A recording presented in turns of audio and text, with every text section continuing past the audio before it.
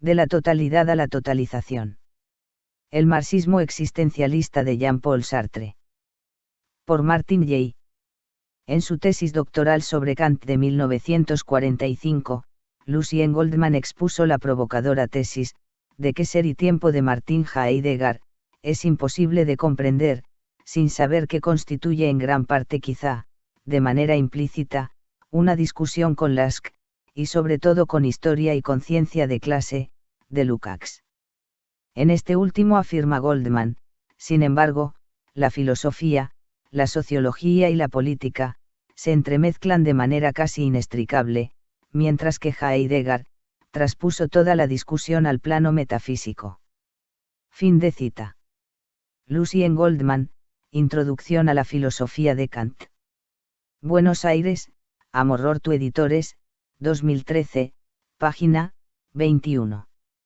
A lo largo del resto de su carrera, culminando en las conferencias que impartió a finales de la década de 1960, y que fueron publicadas póstumamente, como Lukács y Heidegger hacia una filosofía nueva, Goldman insistió en la importancia del debate de Heidegger con Lukács, cuyo vencedor, como hemos visto, sentía claramente que era el último.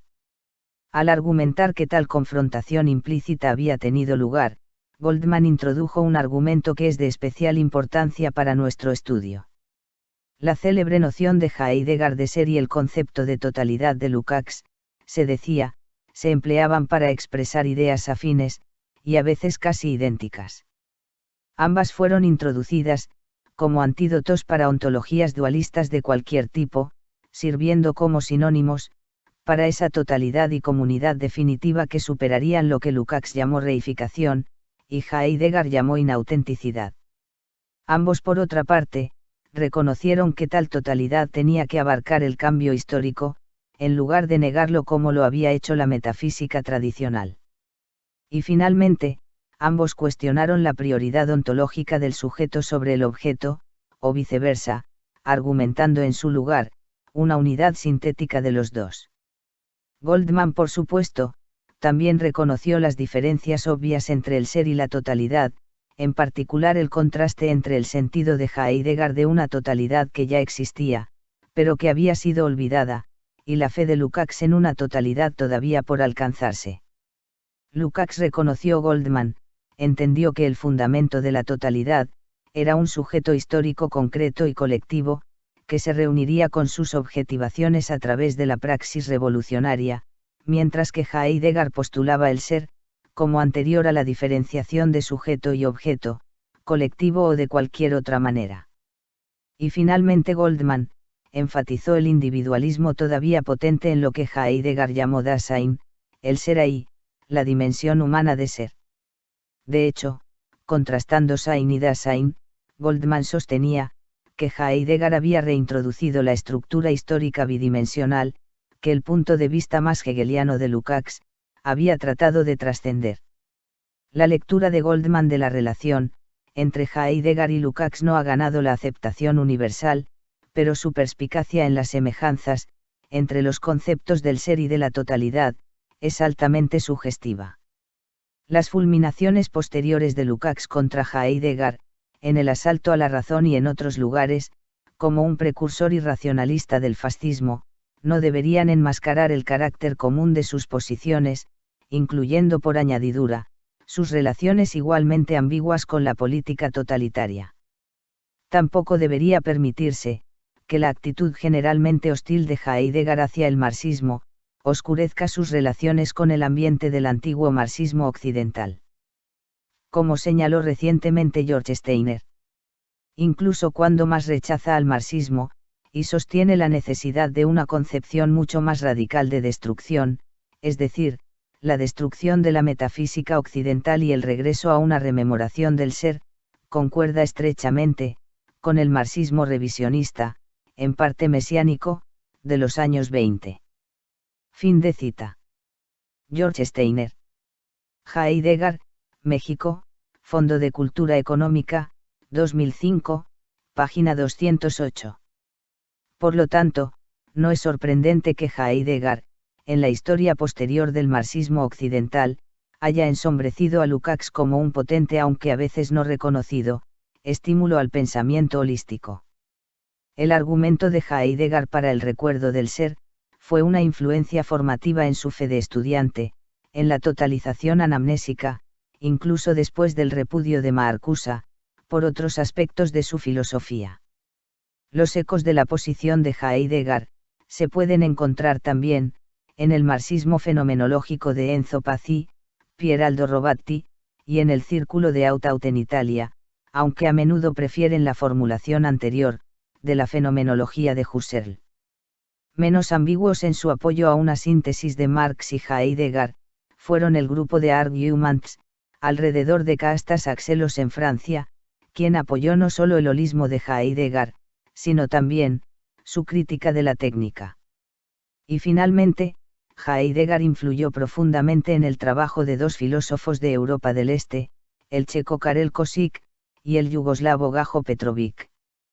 Por otra parte, como la escoriación de Adorno de los lazos entre la muerte, la totalidad y el ser, en la jerga de la autenticidad, demuestra vivamente, cuando un marxista occidental se volvía contra la noción de Lukács de la totalidad, era igual de probable repudiar al ser de Heidegger.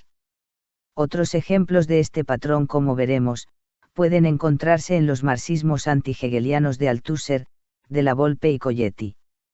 Sin embargo, la medida completa del impacto de Heidegger sobre el marxismo occidental, no puede reducirse a la cuestión del ser y la totalidad. En la Francia de entreguerras, mucho antes de que Goldman planteara las similitudes entre estos dos conceptos, Heidegger se hizo conocido en gran parte por su idea auxiliar del Dasein, que se entendía que tenía implicaciones muy diferentes. En todo caso, el impacto anterior, y como argumentaremos en el caso de Sartre, el más duradero del pensamiento heideggeriano, estaba en una dirección antitotalista. Para entender cómo el defensor de un ser anterior a la diferenciación de sujeto y objeto, se convirtió en un estímulo clave para el subjetivismo radical, que era el existencialismo francés, debemos detenernos por un tiempo, en la curiosa historia de su recepción en Francia.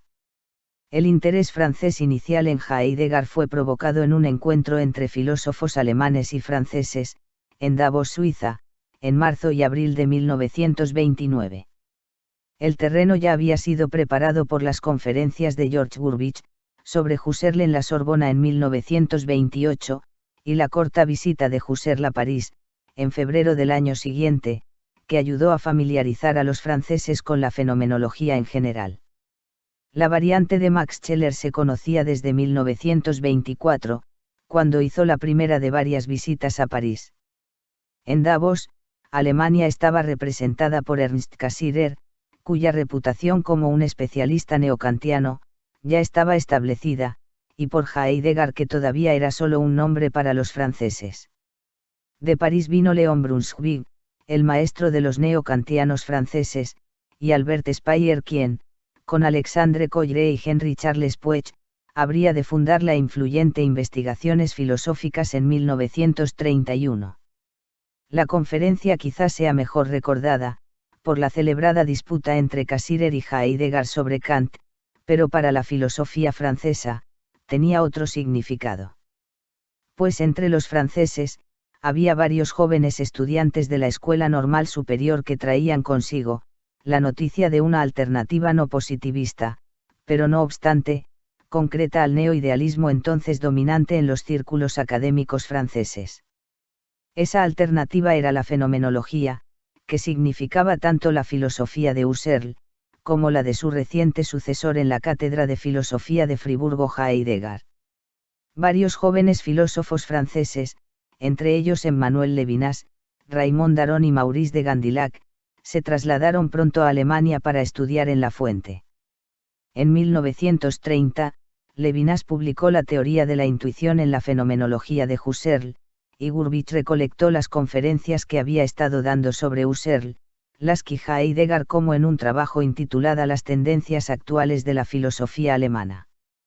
Desde este comienzo, la fenomenología empezó a penetrar en la vida filosófica francesa, para mezclarse de una manera demasiado complicada para desarrollar aquí, con el existencialismo religioso de Gabriel Marcel, el personalismo de Emmanuel Mounier, y el redescubrimiento de Hegel por Jan Ball, Alexandre Kolleve y Jan Hippolyte. Mientras que en Alemania, la fenomenología, el existencialismo y el hegelianismo, eran posiciones separadas y con frecuencia opuestas, en Francia tendían a confundirse en una creativa, aunque a menudo cuestionable moda. Lo que es importante para nuestros propósitos, es que Heidegger fue entendido por los franceses principalmente como un fenomenólogo de la existencia humana, que era especialmente sensible a cuestiones tan concretas como la autenticidad personal, la angustia, el cuidado y el temor. En manos de comentaristas como Ball, se convirtió en una versión de Kierkegaard, el individualista e irracionalista crítico del holismo hegeliano. Irónicamente, Heidegger podría haber merecido una comparación con el Lukács premarxista de El alma y las formas, si esa obra hubiera sido conocida en Francia, y no con el autor de Historia y conciencia de clase. En cualquier caso, los franceses comprendieron casi universalmente a Heidegger, como el diagnosticador de la irracionalidad de la condición humana. De hecho, después de 1942, y el mito de Sísifo, Albert Camus podría incluirlo con Kierkegaard, Jaspers y Chestov, como un filósofo del absurdo, para quien la existencia está humillada. Para Heidegger en última instancia, la categoría de Dasein, que el traductor francés Henry Corbin interpretó como realidad humana, recibió primacía sobre el ser, en la lectura de su obra, con lo que se le entendió como mucho más humanista, de lo que de hecho era. Porque parecía estar subrayando las realidades concretas de la existencia humana, más que buscando las esencias atemporales, como Husserl. Heidegger fue asimilado, a pesar de sus mayores reocupaciones ontológicas, a lo que pronto se conoció como existencialismo. No fue de hecho, hasta un ensayo de Jean Buffret y la traducción parcial de la Carta sobre el humanismo de Heidegger en 1947, que los franceses se dieron cuenta de su error. Tal vez ningún trabajo contribuyó más a esta errónea interpretación, que el de Jean-Paul Sartre, quien en una legendaria reunión de 1933 con su compañero normalista, Raymond Aron había descubierto la fenomenología y según Simone de Beauvoir, palideció de emoción. Después de leer la consideración de Levinas sobre Husserl, Sartre solicitó y obtuvo una beca de investigación, para viajar a Alemania. En Berlín y después en Friburgo durante 1933 y 1934, estudió muy de cerca las ideas de Husserl y asistió a algunas de las lecciones de Heidegger. Aunque este fue el año en que Heidegger fue nombrado rector nazi de la Universidad de Friburgo, y pronunció su célebre discurso sobre la autoafirmación de la universidad alemana, Sartre, entonces vagamente izquierdista, parece haber ignorado la política de este, y se concentró solo en su filosofía. Cuando regresó a París, su primera obra importante, La trascendencia del ego, profundamente en deuda con Husserl, ya estaba casi terminada. Ahora era el turno de Sartre, para impresionar con la importancia de la fenomenología en otros franceses, especialmente en su colega más joven de la escuela normal, Maurice Merleau-Ponty, cuyo apetito ya se había estimulado por la visita de Husserl a París en 1929, y por las conferencias de Gurvitch.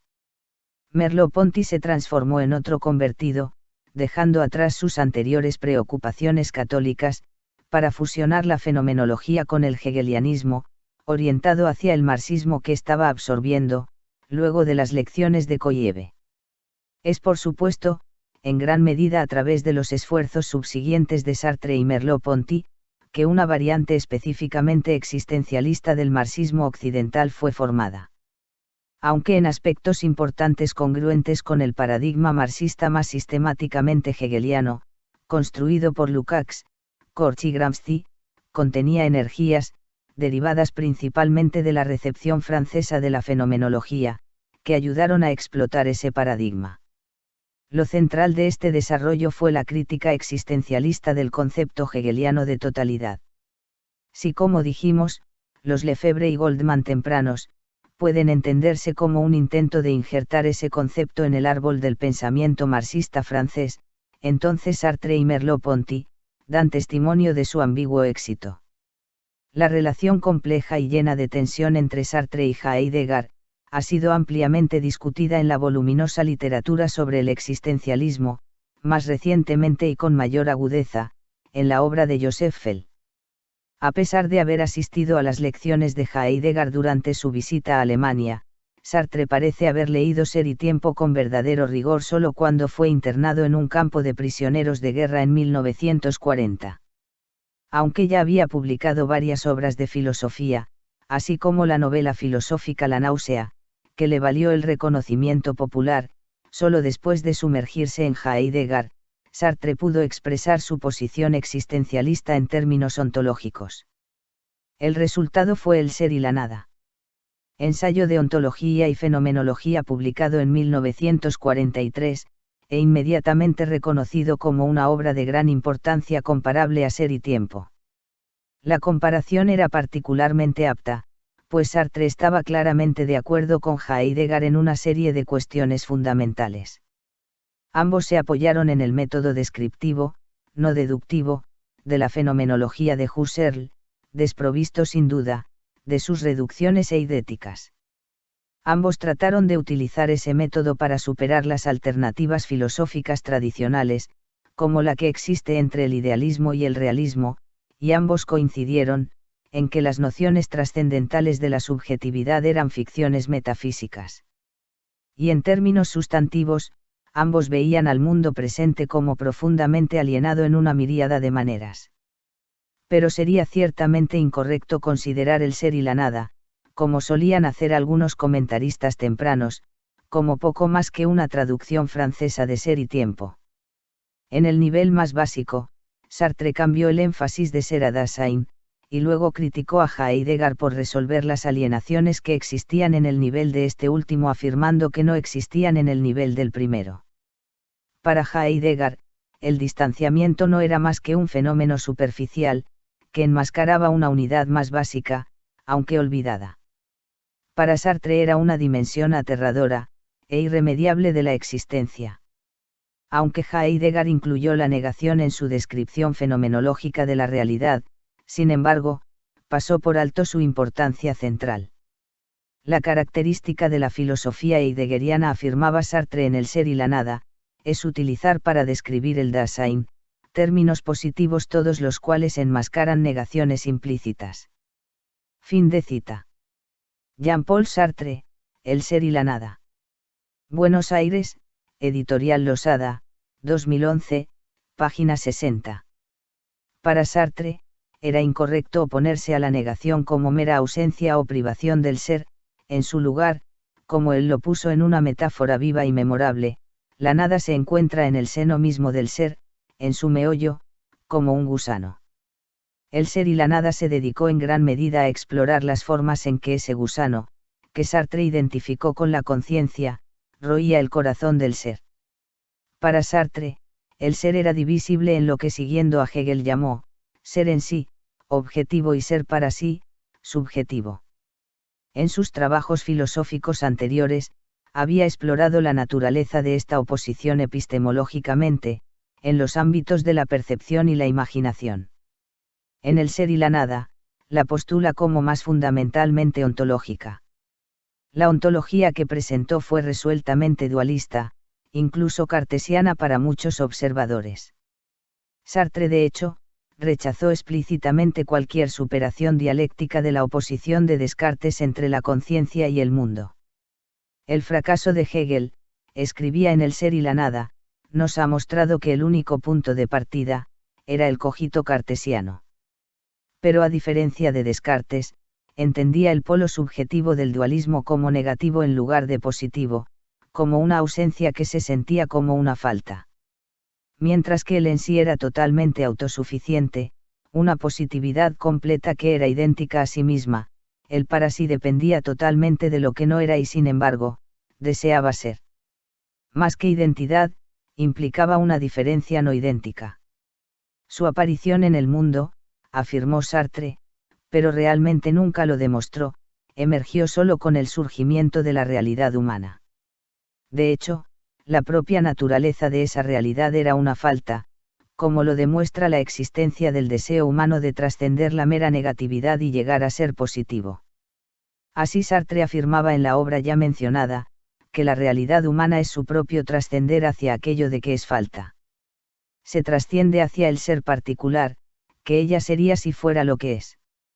La realidad humana no es algo que existiera primero para estar falta posteriormente de esto o de aquello, existe primeramente como falta, y en vinculación sintética inmediata con lo por ella fallido. Fin de cita.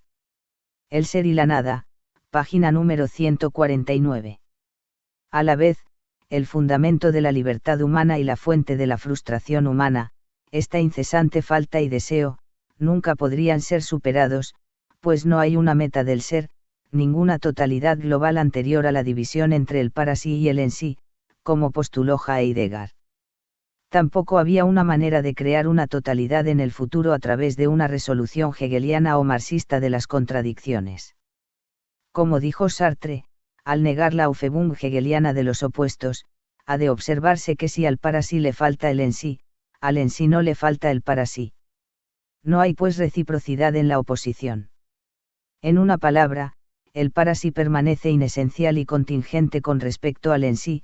Además, escribe en El ser y la nada, la síntesis o valor sería ciertamente un retorno a la tesis, y por ende, un retorno a sí, pero como aquel es totalidad irrealizable, el para sí no es un momento, que pueda ser trascendido. Como tal su naturaleza lo aproxima mucho más a las realidades ambiguas de Kierkegaard. Fin de cita, El ser y la nada, página número 155. Muy en el espíritu de Kierkegaard, Sartre sostenía que la etapa final del desarrollo humano era lo que Hegel en la fenomenología había visto como meramente transicional, la de la conciencia infeliz.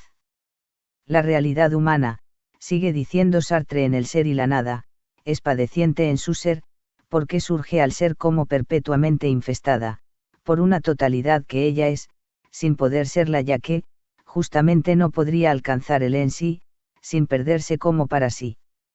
Es pues, por naturaleza, conciencia infeliz, sin trascender posible de ese estado de infelicidad.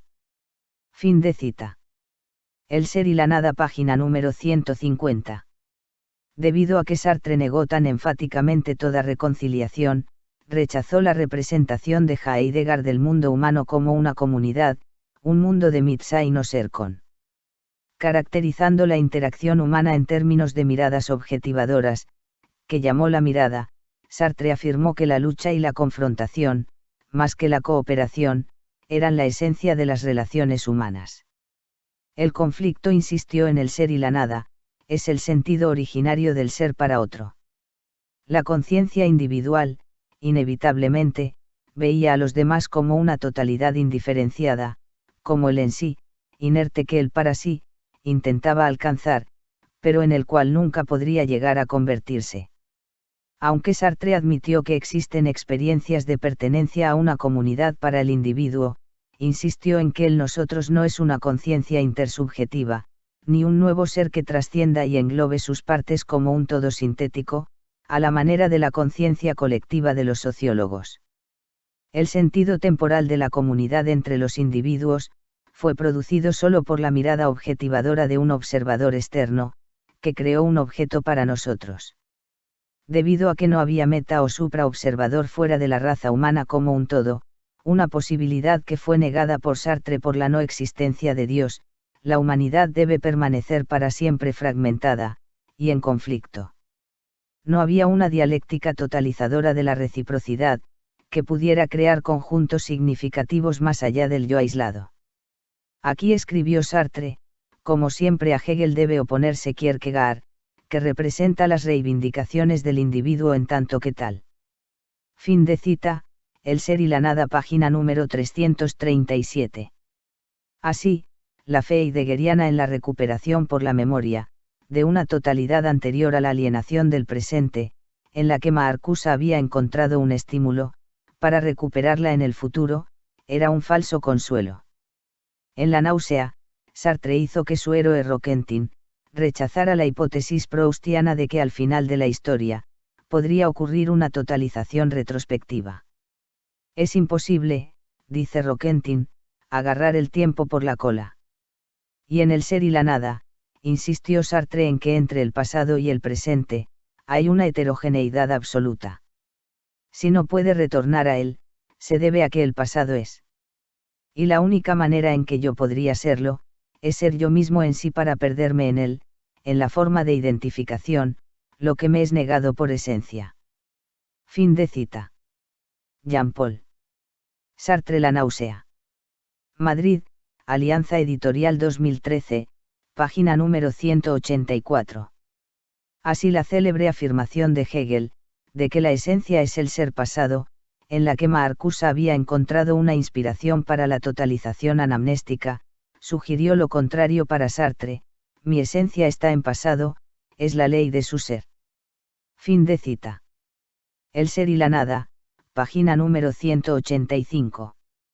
Pero como la existencia del hombre era orientado hacia el futuro, un proyecto cuyo resultado era indeterminado, el mismo intento de conciliar la esencia y la existencia, era una traición a la libertad humana. Quizás aún más fundamental para frustrar la posibilidad de lograr la totalidad en la obra de Sartre, fue su análisis de la naturaleza. Aunque aceptó el argumento de Lukács y Kolleve de que la naturaleza no era dialéctica y por lo tanto, no debía confundirse con la historia, no llegó a la conclusión de que la historia podría estar completamente segregada de la naturaleza, y entendida como el reino de una potencial unidad sujeto-objeto. Si bien, como lo mostró su célebre discusión sobre el cuerpo, Sartre pensó que la naturaleza no dialéctica permeaba la esfera humana de maneras irremediables. En esto estaba presente la influencia de su mínimo cartesiano, enfatizando que la conciencia estaba inevitablemente situada en el cuerpo y por lo tanto, inseparable de su vulnerable contingencia. Existo mi cuerpo, insistió, lo que significa que la corporeidad precede a la autoconciencia. Aunque el Parasi intentara incesantemente superar la facticidad de su condición contingente en el cuerpo, no podría tener éxito en este esfuerzo. El resultado fue que una náusea indiscreta e incoercible, revela perpetuamente mi cuerpo a mi conciencia. Por otra parte, el cuerpo sirvió de impedimento a una posible totalización intersubjetiva, porque lo que Sartre llamó el cuerpo para otros, era inevitablemente congelado en un objeto, por la mirada de otras subjetividades. Esta percepción objetivada fue entonces interiorizada por la conciencia original como la realidad reificada de su cuerpo, que luego devino alienada del Parasi, más que de su terreno preconceptual. En definitiva, la heterogeneidad radical entre la historia y la naturaleza, planteada por los marxistas hegelianos como Lukács y Kolleve para salvar la totalización dialéctica de la práctica humana, fue interiorizada en el ámbito de la propia historia humana de Sartre. Como resultado, el principio verum factum de Vico, que era tan central en el paradigma marxista occidental temprano, fue descartado por Sartre, como una solución a las antinomias de la existencia, burguesa o de otra forma. En lugar de ser capaz de reconocerse en el mundo que le rodea, el hombre fue constantemente confrontado por un mundo alienado, no de su propia creación. De hecho, en su autocomprensión, el hombre no pudo alcanzar la completa lucidez por su interiorización de la visión objetivada de su cuerpo ante los ojos de otras personas. Incluso en la aparente identidad del yo, se ocultaba una diferencia irreductible. Sartre, sin embargo, no era plenamente consistente en extraer esta desoladora conclusión, porque en otras partes de El ser y la nada, insistió en que era posible obtener un sentido coherente y totalizado del yo. De hecho, la totalidad aparece en el trabajo de una manera positiva, en la discusión de Sartre del psicoanálisis existencial, que surgió en gran parte de la distinción de Heidegger entre la existencia auténtica e inauténtica. El psicoanálisis existencial contrastaba fuertemente con su competidor freudiano debido a la postura del inconsciente, que se utiliza para explicar el comportamiento en términos que reducen la responsabilidad individual para ello. Freud, argumentaba Sartre, también estaba equivocado al dividir la psique en compartimentos separados, sobre todo el yo y el ego, que introduce en mi subjetividad más profunda la estructura intersubjetiva del Mitsein. El psicoanálisis existencial, por el contrario, insiste en la integridad unificada del yo, y la responsabilidad completa de cada hombre por sus actos. El principio de este psicoanálisis se sostenía Sartre, que el hombre es una totalidad y no una colección, que en consecuencia, se expresa íntegro en la más insignificante y superficial de sus conductas. Fin de cita. El ser y la nada, página 767. Lo que se revela, aseguró Sartre, son las últimas elecciones que el hombre, condenado como es a su libertad ineludible, ha hecho. Si estas elecciones están ocultas, no es porque el hombre esté controlado por su inconsciente, sino porque se engaña a sí mismo, y vive inauténticamente, víctima de la mala fe. Sin embargo, las elecciones pasadas, no son inevitablemente vinculantes en el sentido de crear una especie de esencia, de la cual el hombre no puede apartarse. Él para sí, siempre puede elegir de nuevo. Elegir un proyecto, decidir un curso de acción, asumir la responsabilidad de las consecuencias que se derivan, sin embargo no significa para Sartre, que de esto se siga el éxito.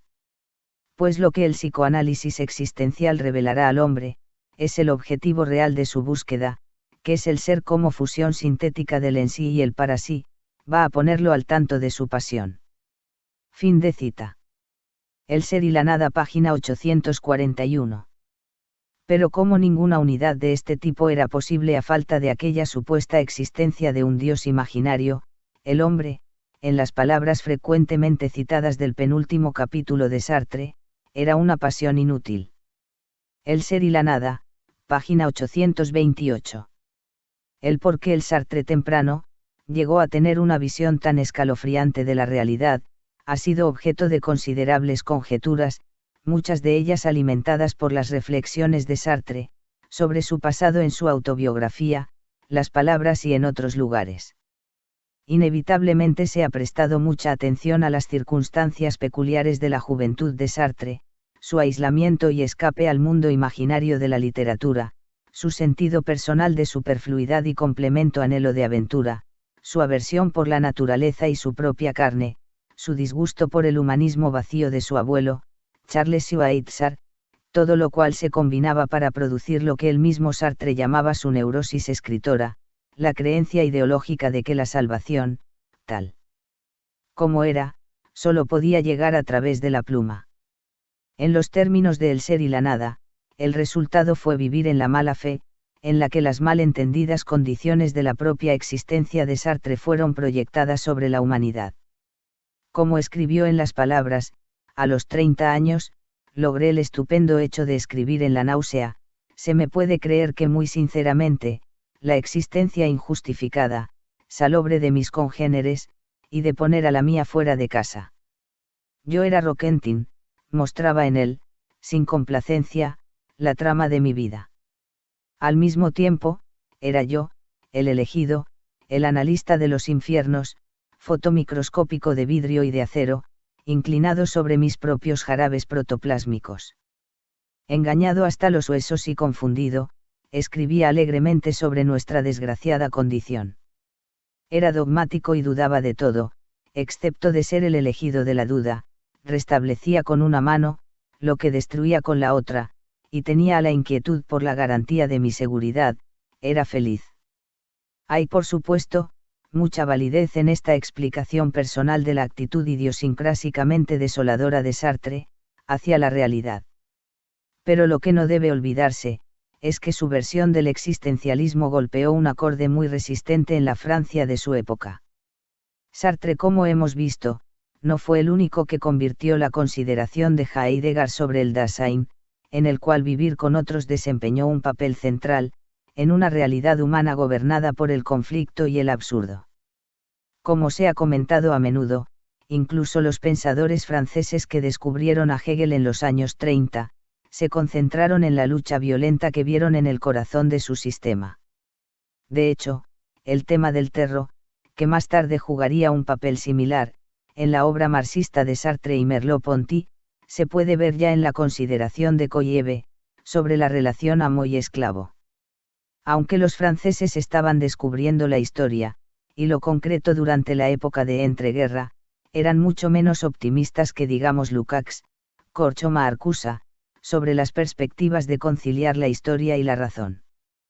Para cada escritura de la Feib de un hombre total, que pudiera superar la alienación, había una docena de escritores proclamando lo absurdo de esa búsqueda. La espantosa atracción del fascismo o de las doctrinas reaccionarias afines para tantos intelectuales franceses de talento genuino como Céline, Drieu-La Rochelle, Brasillac, Bernanos, testimonia el malestar general de la vida cultural francesa, durante las últimas décadas de la Tercera República. La extraña derrota de 1940, como lo llamó Marc Bloch, no fue una sorpresa para aquellos que habían estado proclamando la decadencia de Francia durante tantos años. Aunque ciertamente, sería injusto hacer de Sartre el aliado político de los fanáticos de la derecha, e ignorar su amistad con los marxistas como Nizan, es cierto que el contexto de donde surgieron sus ideas, era radicalmente ambiguo. La ética de la autenticidad, como muchos críticos han señalado, podría justificar muchas posturas políticas diferentes. No hay nada intrínsecamente izquierdista en el argumento de el ser y la nada. El hecho de que el propio Sartre haya llegado pronto a esta conclusión, es obvio, desde el resto de su carrera intelectual. De hecho, la búsqueda principal de la obra de Sartre después de el ser y la nada, puede verse como un intento de cuadrar sus simpatías políticas, cada vez más radicales con su filosofía. Cuán exitoso fue en este esfuerzo, como superó completamente los términos antinómicos de su posición inicial, en lugar de simplemente reformularlos, ha sido la fuente de un fogoso debate. Pero en la medida en que Sartre trató de superar su anterior hostilidad al pensamiento holista, al abrazar el marxismo heterodoxo, debemos seguir su desarrollo general. Pues como ha señalado un comentarista, en la medida en que en las obras de posguerra, la existencia iba liberándose de su fantástico aislamiento en lo excepcional y en lo incomunicable, el problema principal de la filosofía de Sartre, se transformaba de problema en problema del todo, en el sentido del problema de una totalidad, en que el individuo encuentra su perspectiva como totalizado, aunque conservando íntegra su peculiaridad de existente totalizante. La experiencia que parece haber sacado a Sartre del callejón sin salida de el ser y la nada, fue la solidaridad que sentía como miembro de la resistencia, cuando por primera vez, pudo estar comprometido políticamente. Fue precisamente durante la ocupación, que comenzó su curiosa relación con el Partido Comunista francés, cuyo diario Acción le pidió que defendiera el existencialismo en sus páginas. Aunque la mano que se le extendió, pronto se retiró en el primero de muchos desaires, Sartre se embarcó irreversiblemente en su propia búsqueda de una alternativa políticamente viable a el ser y la nada. La primera declaración teórica importante que expresa su rechazo tentativo de esa obra, vino en su conferencia de 1945. El existencialismo es un humanismo. Aunque todavía leal a la estructura conceptual de su anterior argumento, Sartre introdujo una nota de optimismo truculento, que sugería una nueva salida.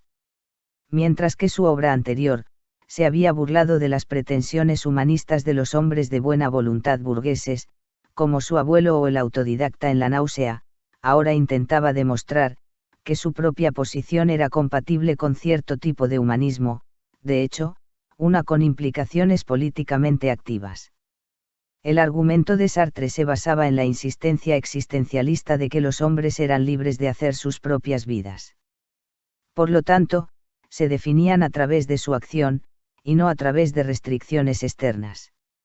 Los hombres se ven obligados a elegir sus destinos, por muy limitadas que parezcan sus posibilidades.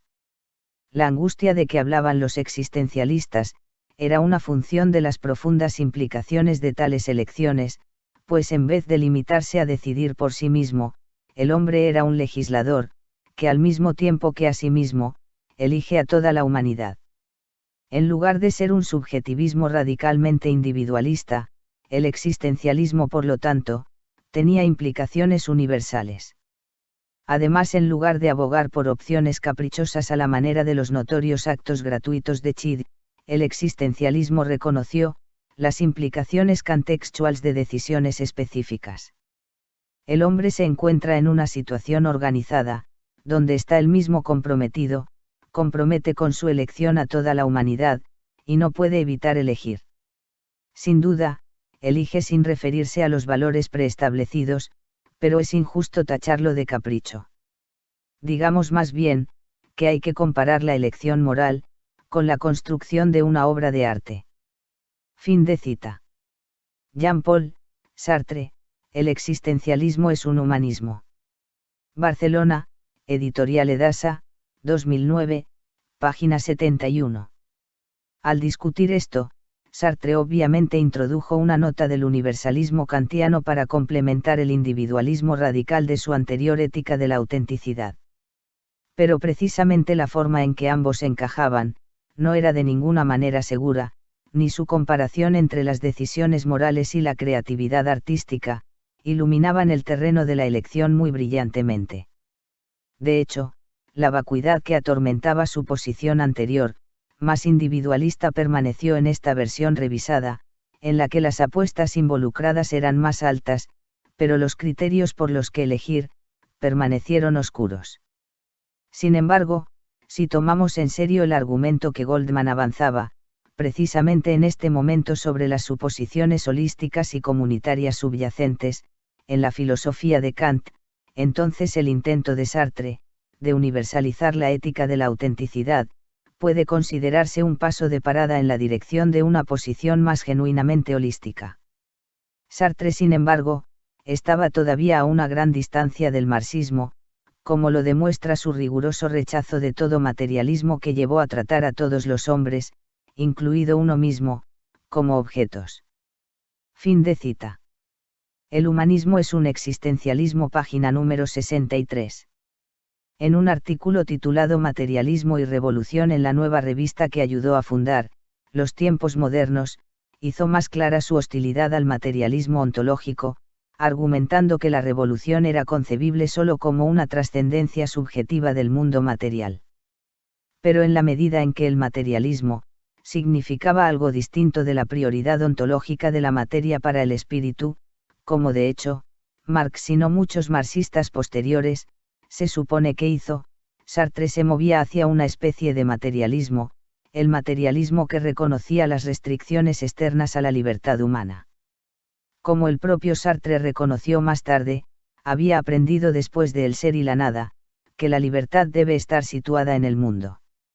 La vida, explicó, me había enseñado la fuerza de las cosas, el poder de las circunstancias.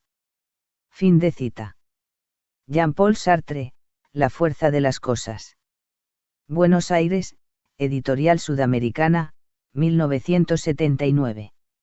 Además, pronto se enteró de que la reformulación vacilante de su posición anterior, en el existencialismo es un humanismo, no había ido lo suficientemente lejos en la apertura de su trabajo a esta nueva realización. Irónicamente, uno de los estímulos para este entendimiento vino de Martin Heidegger, quien finalmente habló en contra de la malversación francesa de su posición en 1947. Lo que hace que el papel de Heidegger en la transformación de Sartre sea particularmente sorprendente, es que apareció en el contexto de un ataque a la lectura inapropiadamente humanista de Sartre de Ser y Tiempo. En su carta sobre el humanismo, Heidegger dejó clara su objeción a ser incluido en el campo existencialista, debido a su firme creencia en la prioridad del ser para el hombre. Para hacer su punto, llamó a un aliado inesperado.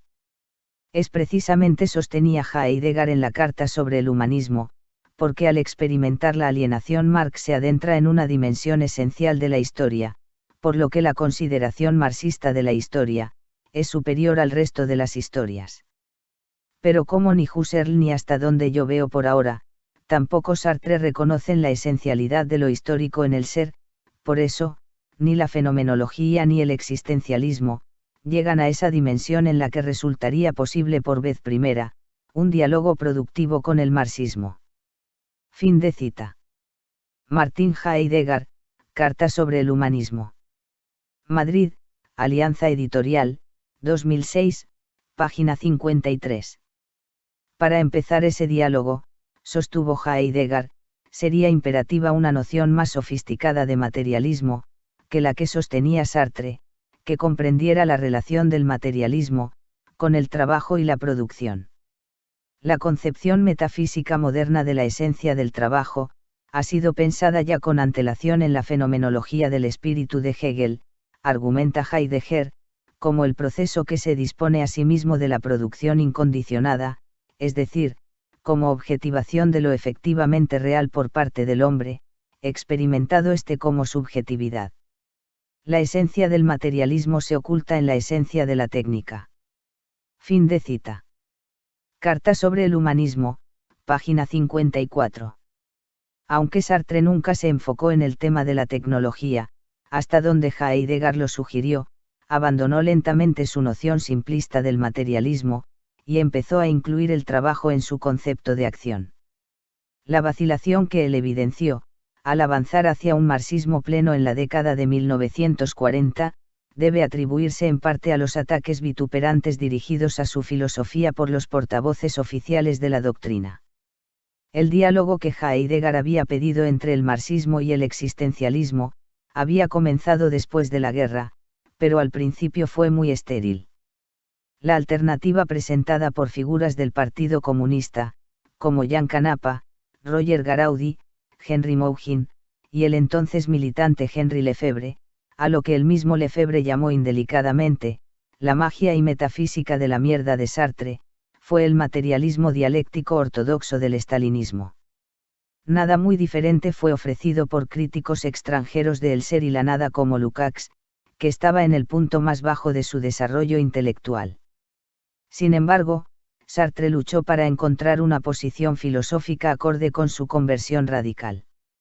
A finales de la década de 1940, y principios de 1950, fueron los años de su más intenso compromiso con la política de izquierda, primero como miembro del Rassemblement Démocratique Révolutionnaire de David Rousset en 1947, que duró poco, y después de abandonar su esperanza de una tercera vía, entre el capitalismo y el comunismo, como compañero de viaje del Partido Comunista Francés de 1951 a 1956.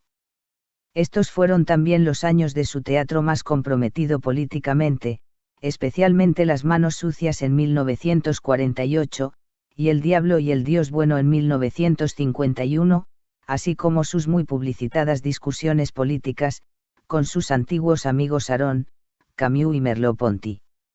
Aunque apoyaba estrictamente a la Unión Soviética, al menos hasta su invasión a Hungría, y dispuesto a descontar a la burguesía moralizadora de sus fallas, no estaba dispuesto a dar el último paso, y someterse a la disciplina del partido.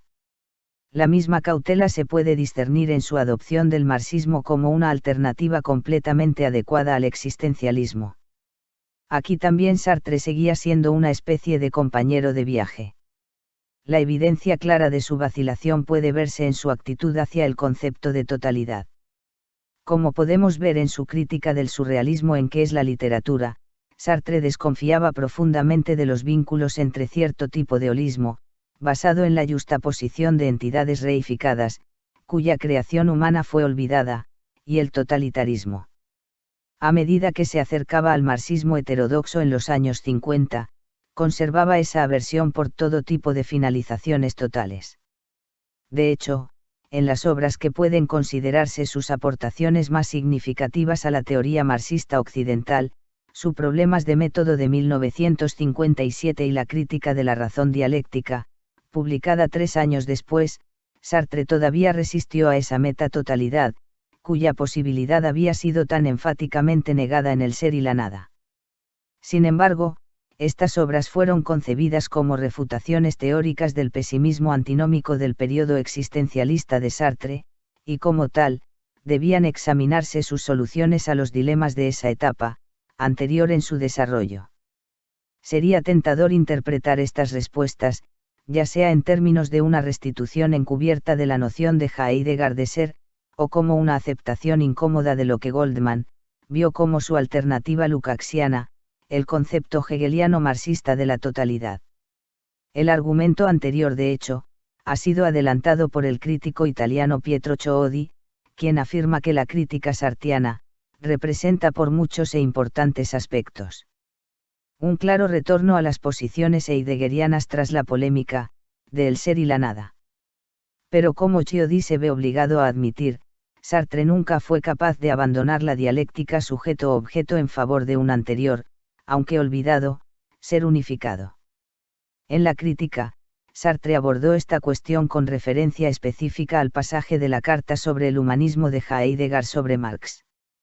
En efecto, como fundamentar la praxis si no se debe ver en ella más que el momento inesencial de un proceso radicalmente inhumano. Cómo presentarla como totalización real y material, si a través de ella, es el ser entero el que se totaliza.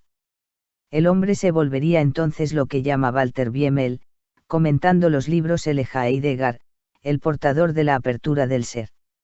Este acercamiento no es incongruente, si Heidegger hizo el elogio del marxismo, es que en esta filosofía ve una manera de manifestar, como dice Weyens, al hablar del existencialismo heideggeriano. Escribe Sartre, que el ser, es otro en mí. Y que el hombre, solo es el mismo, por el ser, que no es él. Pero toda filosofía que subordina lo humano, al otro distinto del hombre, ya sea un idealismo existencialista o marxista, tiene por fundamento y como consecuencia, el odio del hombre, la historia, lo ha probado en ambos casos. Fin de cita. Jean-Paul Sartre, Crítica de la razón dialéctica. Buenos Aires, Editorial Losada, 2004, tomo 1, página 348. Ni tampoco Sartre estaba dispuesto a aceptar esa identificación hegeliana de sujeto y objeto, que había sustentado el argumento de historia y conciencia de clase. De hecho, Problemas de método tiene una crítica específica del uso de Lukács de la totalidad, como un instrumento de terror. La investigación totalizadora ha cedido el sitio a una escolástica de la totalidad. El principio heurístico, buscar el todo a través de las partes, se ha convertido en la práctica terrorista. Liquidar la particularidad, no es un azar que Lukács, que tantas veces violó la historia, haya encontrado en 1956, la mejor definición de ese marxismo detenido. 20 años de práctica, le dan toda la autoridad suficiente, para llamar tal pseudo-filosofía, un idealismo voluntarista. El ánimo de Sartre aquí, estaba obviamente dirigido a las obras estalinistas de Lukács, de 1930 y 1940, que no pudo distinguir del argumento anterior, de Historia y conciencia de clase, obra que en ciertos aspectos, tal como su rechazo a una dialéctica de la naturaleza, era más cercana a su propia posición. Sería esta falla meramente una función de la ignorancia, y Sartre habría encontrado al marxista occidental Lukács, más de su agrado que su reemplazo escolástico. Aunque no hay pruebas directas de que Sartre haya leído Historia y conciencia de clase en 1957, ciertamente debe haber sabido de su importancia, en Las aventuras de la dialéctica de Merleau-Ponty, publicado 2 años antes. En el capítulo de El marxismo occidental de ese libro, Merleau-Ponty había argumentado específicamente, que el Lukács de la década de 1920, había propuesto un marxismo no dogmático, en el que las totalizaciones abiertas predominaban sobre las totalidades cerradas. La totalidad de la cual habla Lukács, es según sus propios términos, la totalidad de la empírea, no todos los seres posibles y actuales, sino la reunión coherente de todos los hechos que conocemos.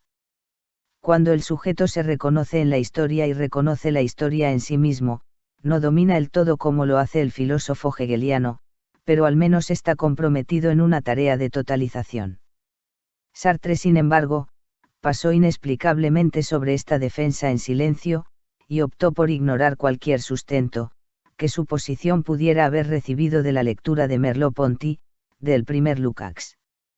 De hecho, prácticamente no hay rastros de ningún otro marxista occidental en los textos de Sartre, con la única excepción de Lefebvre, cuyo método de análisis histórico progresivo-regresivo, respaldó en Problemas de método.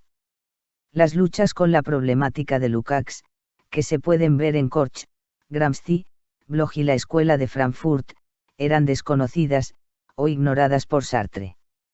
Y sin embargo, en virtud de su todavía animado poder contra el hegelianismo de cualquier tipo, recapitalizó muchos de los argumentos anteriores dirigidos contra las originales síntesis hegeliano-marxistas. La apropiación de Sartre del marxismo estaba de hecho, limitada por su comprensión de ella en términos esencialmente ortodoxos. En lugar de recurrir a la tradición heterodoxa a la que era generalmente ajeno, afirmó que el marxismo tenía que ser salvado desde fuera, por los restos de su existencialismo anterior. Como lo puso en Problemas de método, cuando el marxismo rechaza el organicismo, carece de armas contra él. Es pues, la tarea del existencialismo, argumentó Sartre, proporcionar tales armas, aunque en el proceso se disuelva, como una posición teórica independiente. Más importante aún, el existencialismo ofrece un sentido de la concreción primaria e irreductible, del individuo, que se resiste a la hipostatización colectiva. Kierkegaard, afirmó Sartre, todavía muy en el espíritu de El ser y la nada, tiene razón contra Hegel, en la misma medida en que Hegel tiene razón contra Kierkegaard. La existencia vivida obstinadamente, desafía la absorción en un sistema abstracto. A causa de su continua hostilidad a la respuesta hegeliana al individualismo kierkegaardiano, Sartre permaneció tan crítico con el concepto de totalidad, como lo había sido en El ser y la nada. Ya sea en manos de los gestaltistas, como Kurt Lewin, antropólogos culturales como Abraham Gardiner, o marxistas escolásticos como Lukács, la totalidad, insistió, es una categoría de hipostasis adialéctica. Como lo puso en la crítica. La totalidad se define como un ser que es radicalmente distinto de la suma de sus partes, se vuelve a encontrar entero, con una u otra forma, en cada una de estas y entra en relación consigo mismo, ya sea por la relación con una o varias de sus partes, ya por su relación con las relaciones que todas o varias de sus partes mantienen entre ellas. Pero al estar hecha esta realidad, un cuadro o una sinfonía son ejemplos si se lleva la integración al límite, solo puede existir en lo imaginario, es decir, como correlativa de un acto de la imaginación. El estatuto ontológico que reclama con su definición misma, es el del en sí, o si se quiere, de lo inerte. La unidad sintética que producirá su apariencia de totalidad, no puede ser un acto, sino solo el vestigio de una acción pasada. Fin de la cita. Critica a la razón dialéctica, página número 144. La totalidad de Sartre, es equivalente a la exterioridad muerta, producida por la acción humana. En los nuevos términos de la crítica, pertenece al ámbito de lo práctico inerte, la materia trabajada que presenta un obstáculo a la espontaneidad humana. Como el concepto de Marx del capital como trabajo muerto, o la propia noción anterior de Sartre de lo en sí, lo práctico inerte se enfrenta al hombre, como un otro irreductible, a pesar de su papel en su creación. El término que Sartre contrapone a lo práctico inerte, término que lleva consigo muchas de las mismas connotaciones del para sí, en El ser y la nada, es la praxis, el proceso subjetivo de autodefinición, a través de la acción en el mundo. Sea o no que toda la praxis de Sartre conduce inevitablemente a lo práctico inerte, lo que significaría que él colapsa la distinción marxista, entre alienación y objetivación en una unidad más hegeliana de los dos, ha generado un debate considerable. Sin entrar en sus complejidades, parece justo decir que Sartre extiende la alienación más allá del ámbito del trabajo a todos los aspectos de la objetivación humana que producen lo práctico inerte. Por lo tanto, la superación de la alienación, requiere mucho más que el fin del trabajo alienado bajo el capitalismo. Además, carente de toda noción normativa de un hombre esencial comparable al concepto de ser genérico de Marx, Sartre no tiene un modelo real de lo que sería un hombre completamente desalienado.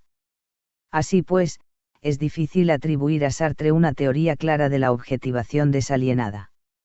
Si la totalidad y lo práctico inerte, están relacionados en el esquema conceptual de Sartre, la praxis tiene como contrapartida, la noción de totalización.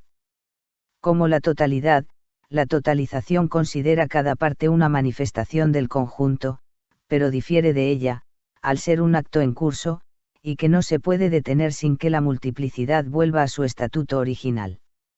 Mientras que la totalidad es inerte, y semejante a una cosa, la totalización es dinámica, viva, y lo que es más importante, inherentemente inestable. La totalización ciertamente, no fue invención de Sartre.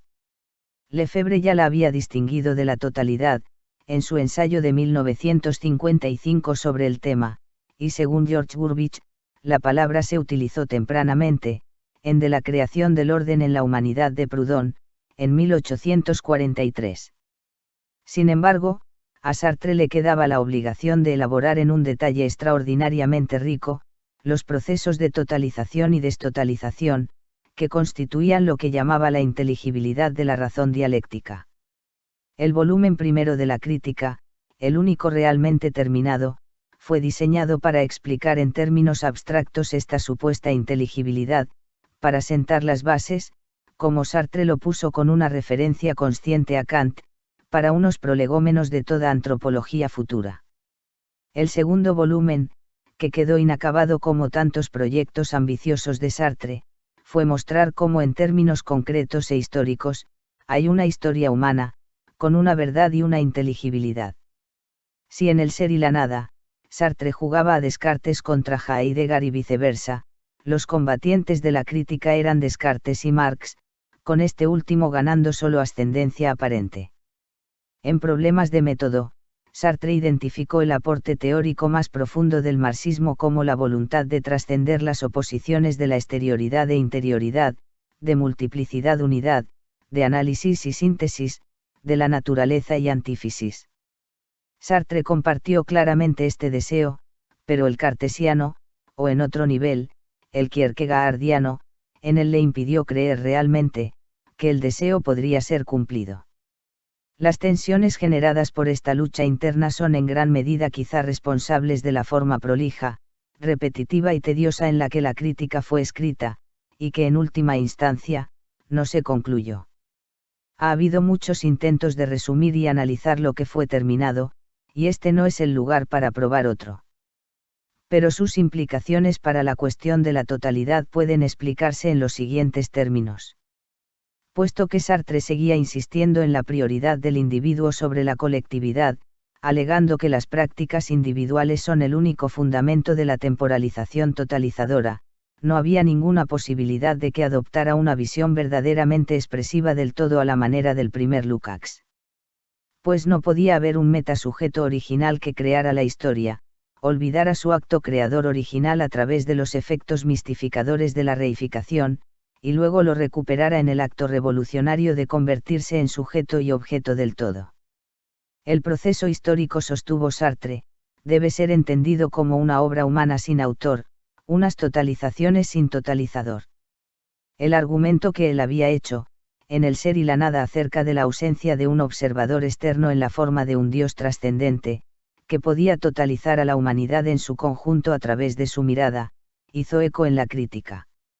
Volviendo a esa posición que solo había modificado en parte en el existencialismo es un humanismo, dejó de lado el humanismo como una forma burguesa de solidaridad inerte, que él llamó la colectividad agregada de la serie, en lugar del grupo en fusión. Lo que lo mantenía unido, afirmaba, era la exclusión tácita del trabajador.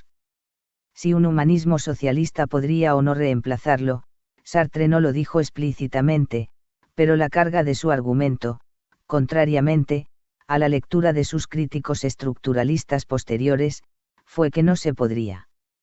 La humanidad como un nosotros sujeto colectivo, era todavía un objetivo inalcanzable.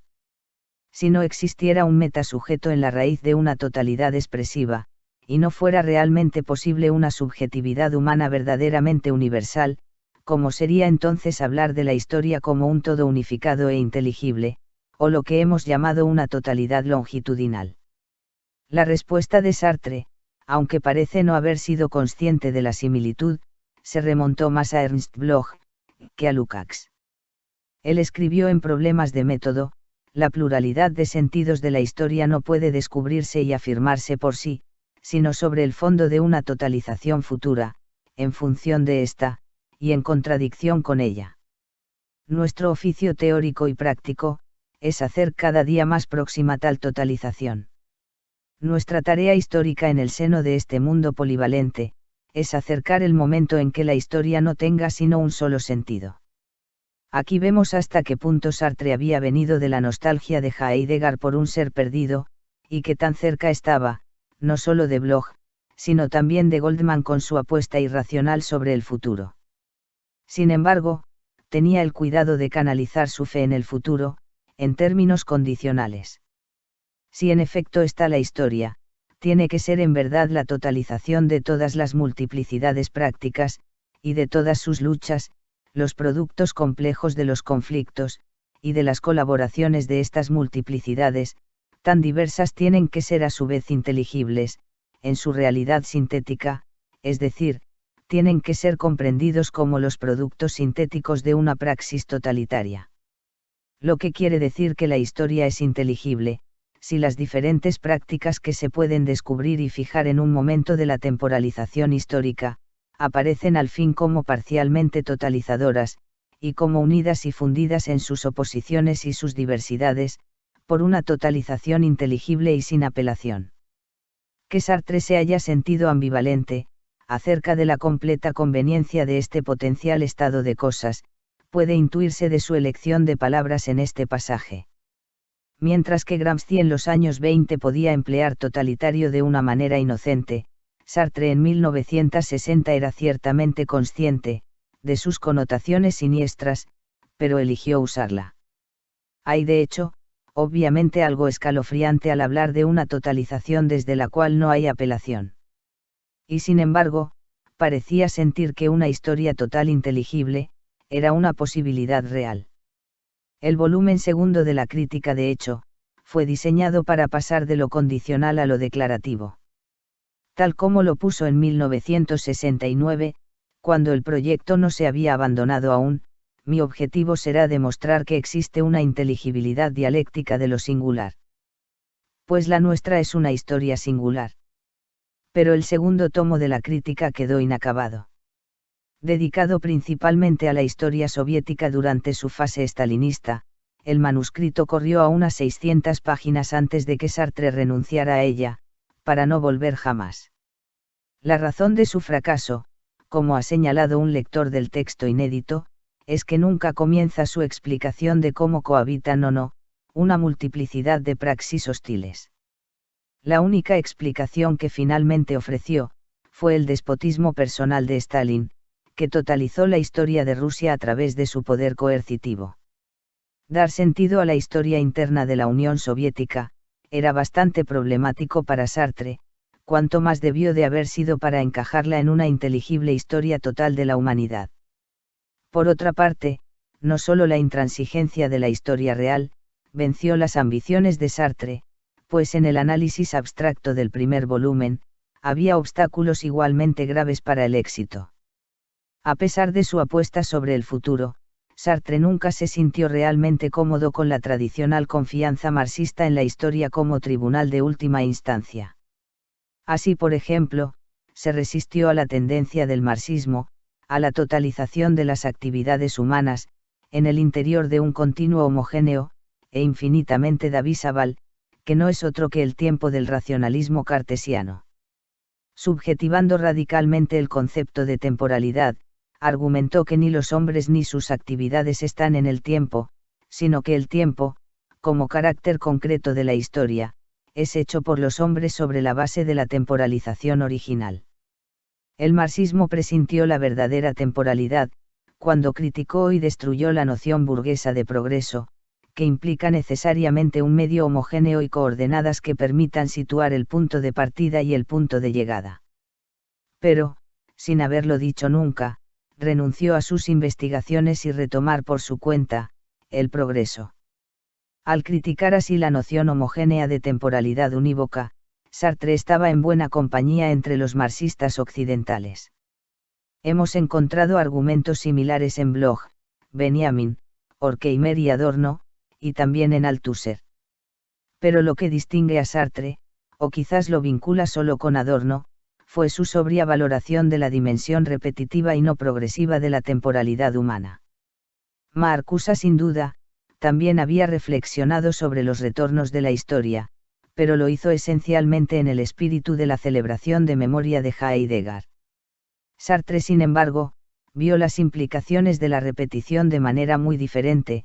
Para nosotros, escribió Sartre, la crítica a la razón dialéctica, la realidad del objeto colectivo reposa sobre su recurrencia, que manifiesta que la totalización nunca está terminada, y que la totalidad no existe en el mejor de los casos, sino a título de totalidad destotalizada. En el análisis micrológico de la creación y destrucción del grupo que ocupó a Sartre a lo largo de la crítica, lo efímero de la totalización fue de hecho, un tema constante.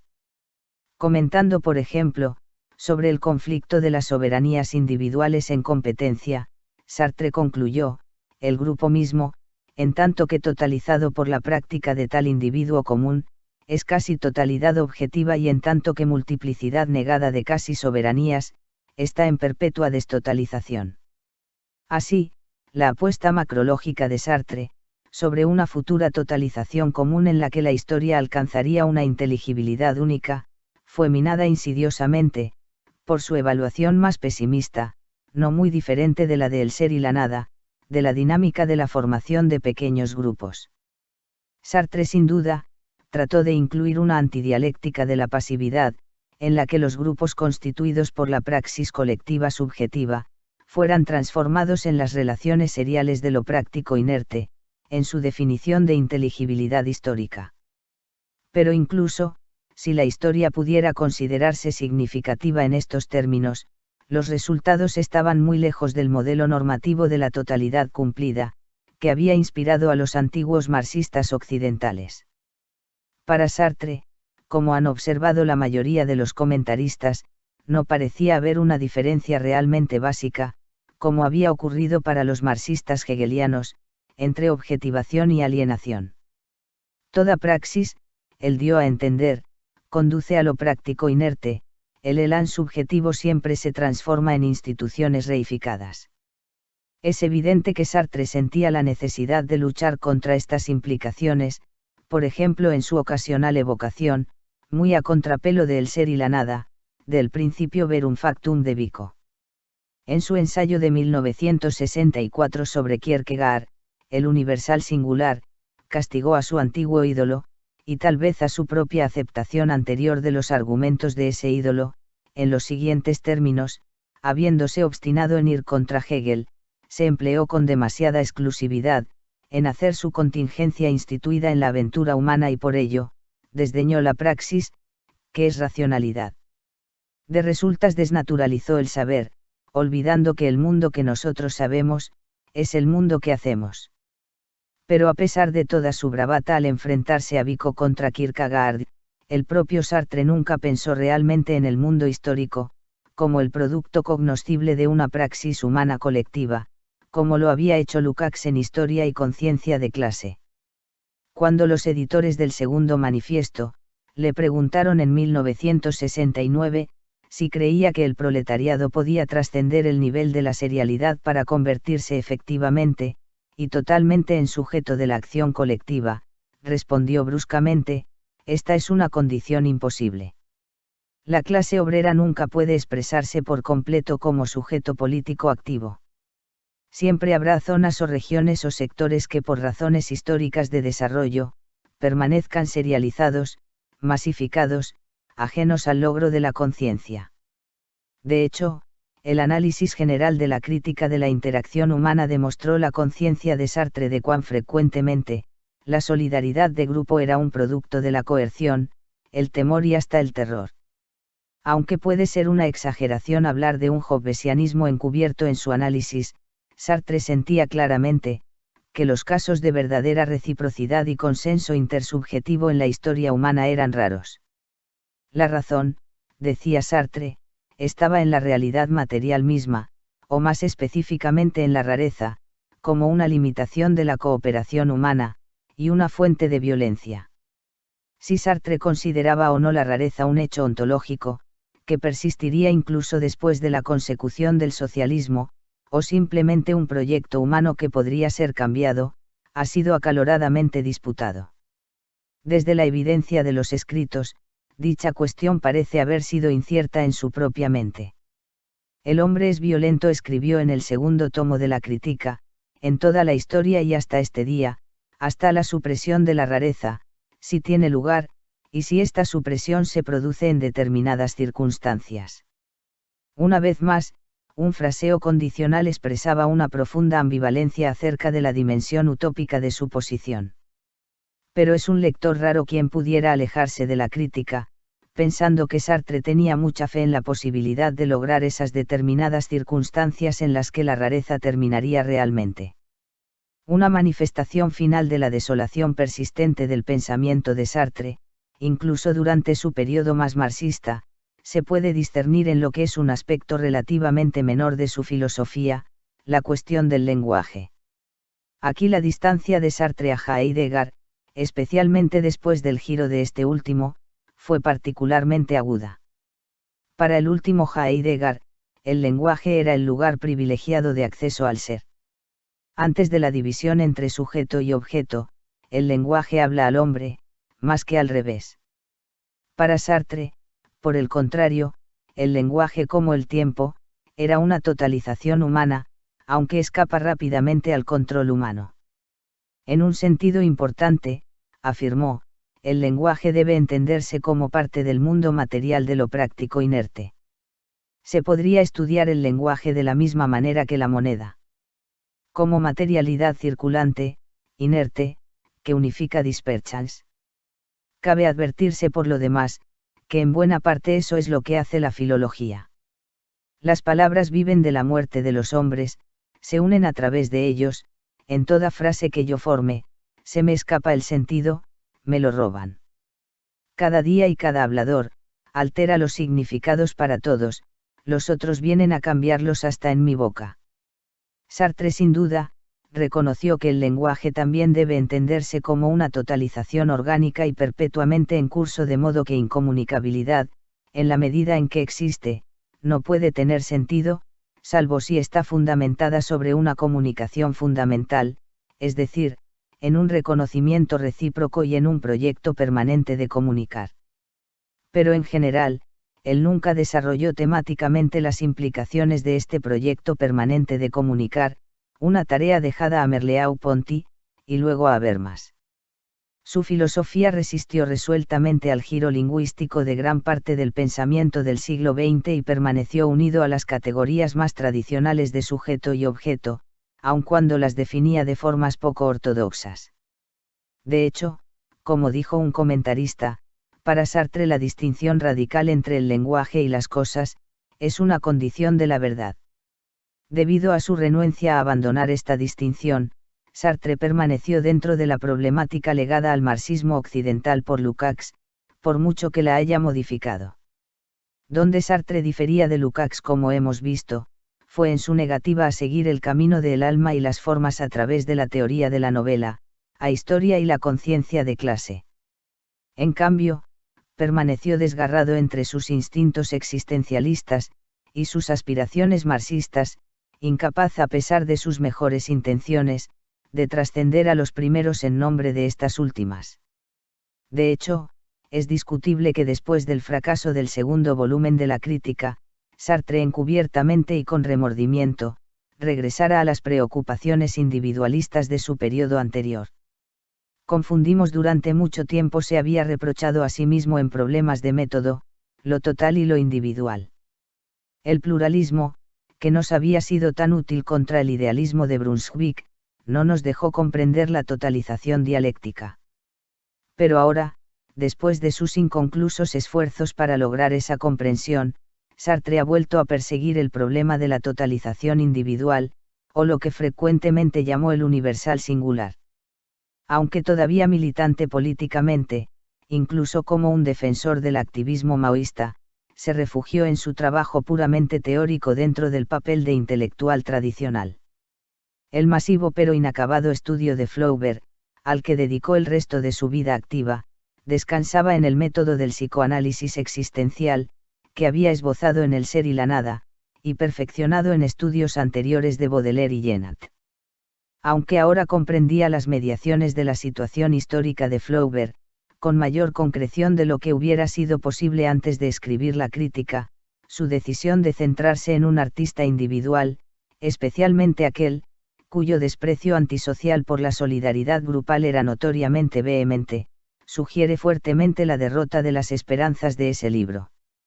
Lefebvre hablaría por muchos al llamar a El idiota de la familia, fundamentalmente una expresión de desesperación, una admisión de la derrota, un portador del nihilismo.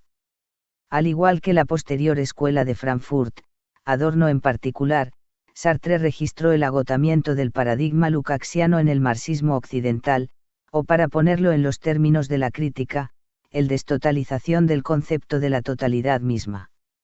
No puede sorprendernos tanto que al final de su vida, dejara de llamarse marxista. Podría ser posible leer la crítica como el correlato teórico de un nuevo tipo de praxis política más cercano al de la nueva izquierda, que al leninismo totalista de Lukács. En 1971 Frederick Jameson, por ejemplo, argumentó que, a principios de los años 60, la crítica de Sartre, escrita durante la Revolución Argelina y apareciendo simultáneamente con la Revolución Cubana, la radicalización del movimiento por los derechos civiles en Estados Unidos, la intensificación de la guerra en Vietnam y el desarrollo mundial del movimiento estudiantil, corresponde por lo tanto, a un nuevo periodo de fermentación revolucionaria.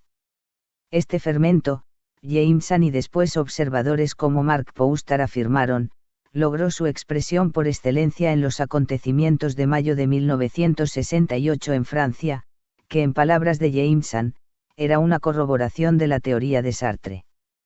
Pero con el paso de más de una década desde los acontecimientos, es posible ver que lo que fue corroborado, fueron tanto los elementos más oscuros de esa teoría, como los más esperanzados.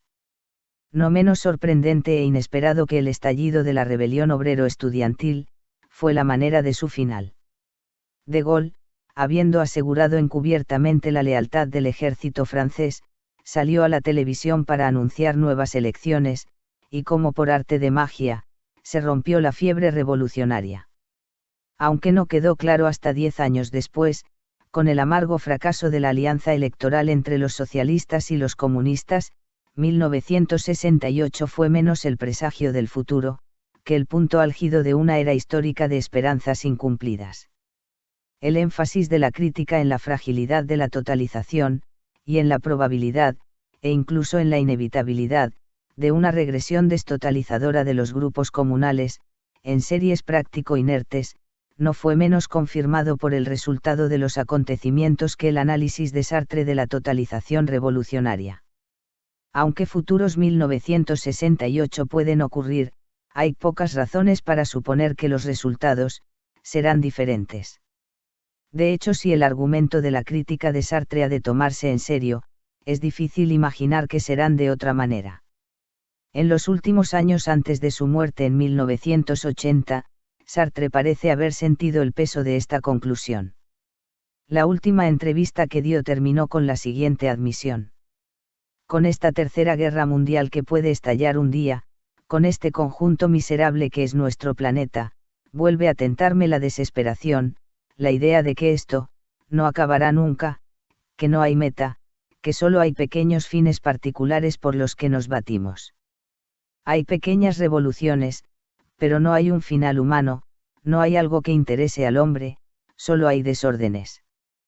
Pero, al igual que Adorno, que también se negó a transformar una apreciación pesimista de las posibilidades contemporáneas en completa resignación, Sartre todavía luchaba contra su desolación. El mundo parece feo, malo y sin esperanza. Eso es la desesperación tranquila de un viejo que morirá ahí dentro. Pero justamente resisto, y sé que moriré en la esperanza, pero esta esperanza hay que fundarla. Pero tal fundamento, parecía admitirlo, no se había logrado mediante ese matrimonio forzado entre existencialismo y marxismo, al que había dedicado sus extraordinarias energías desde la resistencia.